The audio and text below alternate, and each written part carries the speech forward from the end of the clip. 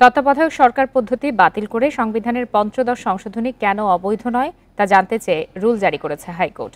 বিচারপতি নাইমা হায়দারের নেতৃত্বে হাইকোর্টের দ্বৈত বেঞ্চ শুনানি শেষে আজ এই রুল জারি করে। প্রিয় নম্বর সেট করে বিকাশে সেন্ড মানি করুন ফ্রি।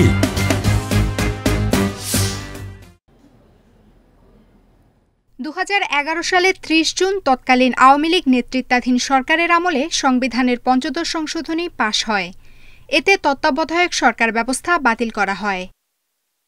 ক্ষমতাসীন আওয়ামী লীগ সরকারের অধীনে পরবর্তী দুটি জাতীয় নির্বাচন অনুষ্ঠিত হয়, যা ছিল প্রশ্নবিদ্ধ ও বিতর্কিত। এ কারণে পঞ্চদশ সংশোধনীর বৈধতা নিয়ে তৈরি হয় নানা প্রশ্ন।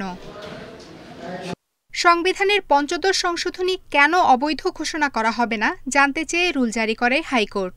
সুশাসনের জন্য নাগরিক সুজন সম্পাদক বদিউল আলম মজুমদার সহ 5 জনের করা একটি রিটের শুনানি শেষে হাইকোর্ট বেঞ্চ এই রুল জারি করেন।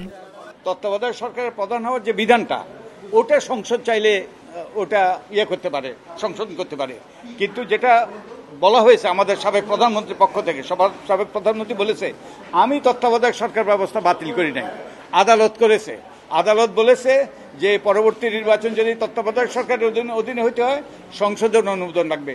এটা সম্পূর্ণভাবে মিথ্যাচার।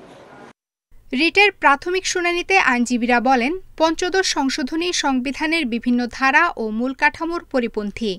এর মাধ্যমে তত্ত্বাবধায়ক সরকার ব্যবস্থা বাতিল করে দলীয় সরকারের অধীনে নির্বাচনের বিধান করা হয়েছে। হাতের ক দিয়ে তারা এমনভাবে করতে চেয়েছেন যে ভোট ডাকাতি করে ক্ষমতায় থাকতে পারতেছেন, কিন্তু অন্য কোনোভাবে কেউ যাতে না আসতে পারে। তত্ত্বাবধায়ক বলেন, নির্বাচন প্রক্রিয়াকে স্বচ্ছ করার জন্য বলেন, সেটা যাতে না আসতে পারে, সেটা একটা ছিল। বিচার বিভাগের কন্ট্রোল করার জন্য অনেকগুলো উপাদান ছোট ছোট করে দিয়ে দেওয়া ছিল। ওনারা এটা বলছেন, আমি এটা এক্সামিন করে দেখি তারপরে বলব। আইনজীবীরা বলছেন, পঞ্চদশ সংশোধনী সংবিধানের মৌলিক কাঠামোকে পরিবর্তন করে দিয়েছে, ক্ষতিগ্রস্ত করেছে গণতন্ত্র ও বিচার ব্যবস্থাকে। আফসানা আফরোজ জুই, ইন্ডিপেন্ডেন্ট নিউজ, ঢাকা।